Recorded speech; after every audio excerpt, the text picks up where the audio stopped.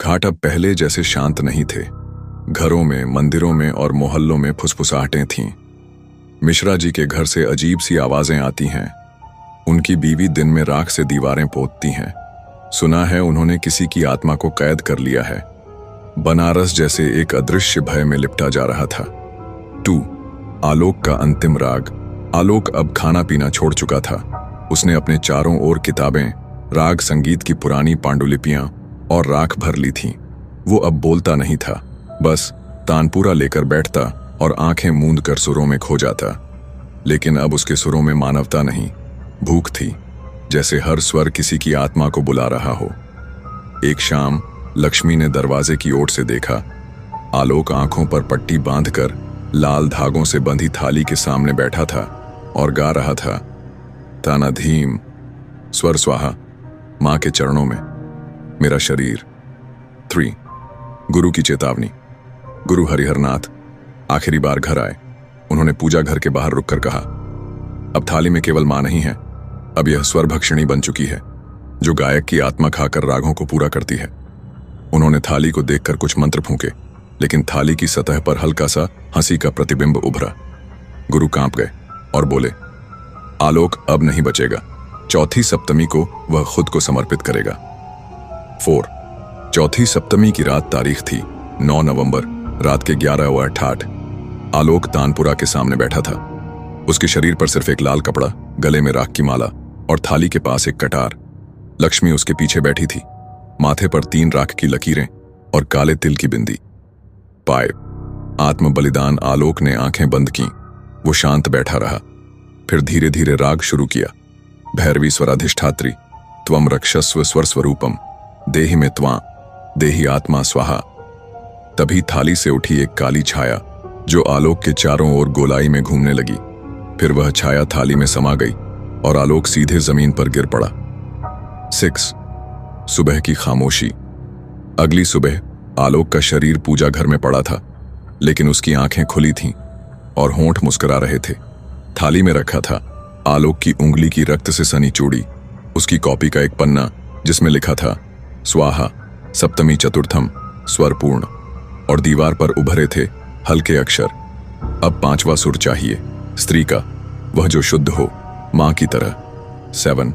लक्ष्मी। अब आरती नहीं, तंत्र। लक्ष्मी ने उसी सुबह घर के सारे देवी देवताओं की मूर्तियां हटा दी। पूजा घर में अब केवल थाली थी और एक पुराना आईना। उसने हर तस्वीर के ऊपर लाल सिंदूर से स्वाहा लिखा। लोग कहते हैं उसने अब हर दिन अपने खून की बूंदें थाली में चढ़ाना शुरू कर दिया। 8. अजनबी का आगमन। 3 दिन बाद एक अजनबी घर आया, नाम अभिषेक। खुद को आलोक का संगीत शिष्य कहता था। उसने कहा, मुझे राग स्वाहिनी सीखनी है, वही राग जो गुरुजी अंतिम बार गा रहे थे। लक्ष्मी ने मुस्कुराकर दरवाजा खोला।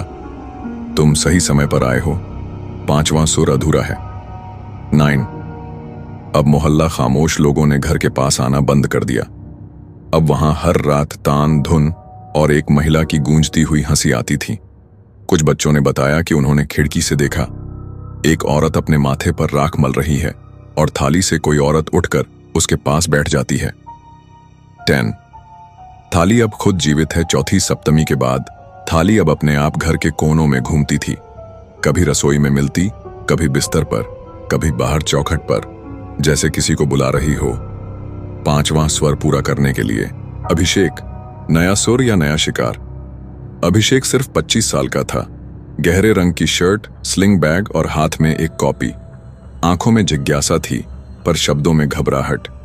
मैंने गुरुजी को अंतिम बार एक वीडियो में सुना था। वो जो राग गा रहे थे वो कहीं दर्ज नहीं है, मैं वही सीखना चाहता हूं। लक्ष्मी ने उसकी ओर देखा, जैसे किसी चीज को परख रही हो। वो राग नहीं, स्वर देवी की साधना थी और वो सिर्फ अर्पण के बाद ही दी जाती है। अभिषेक थोड़ा हंसा।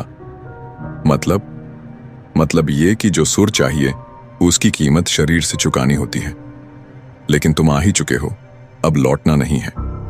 2. घर का नया नियम। अभिषेक को ऊपर वाले कमरे में ठहराया गया, लेकिन हर रात उसे पूजा घर से मृदंग और तानपुरा की आवाजें आती। पहली रात उसे किसी महिला की आवाज सुनाई दी, स्वर अधूरा है, अधूरा, मां भूखी है। वो उठकर नीचे आया।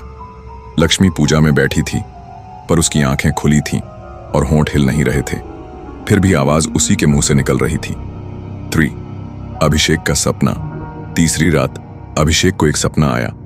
वो गंगा के घाट पर खड़ा है और दूर एक स्त्री सफेद साड़ी में बैठी थाली पीट रही है। हर बार थाली से स्वर निकलता है तो घाट पर एक इंसान गिर पड़ता है, रक्त, राख और चुप्पी में। जब वो पास जाता है, वो औरत कहती है, मुझे 7 सुर चाहिए, तुम 5वां हो। अभिषेक हड़बड़ाकर उठा, उसका शरीर पसीने से भीगा था। 4.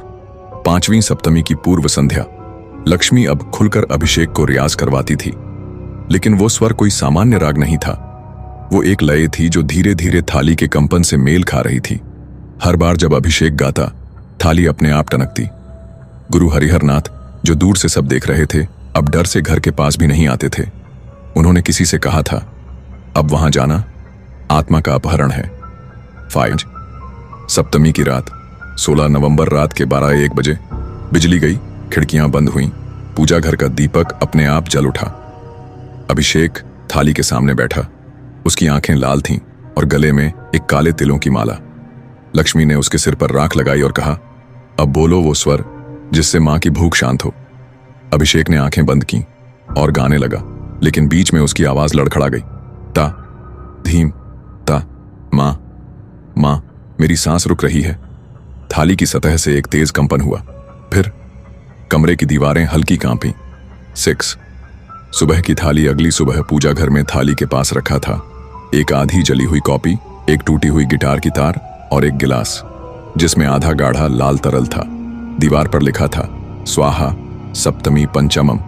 लेकिन अभिषेक का शरीर नहीं मिला, न कोई चीख, न कोई निशान। 7. पुलिस और फर्जी सच्चाई। अगले दिन पुलिस घर आई। अभिषेक के परिवार ने गुमशुदगी दर्ज करवाई थी।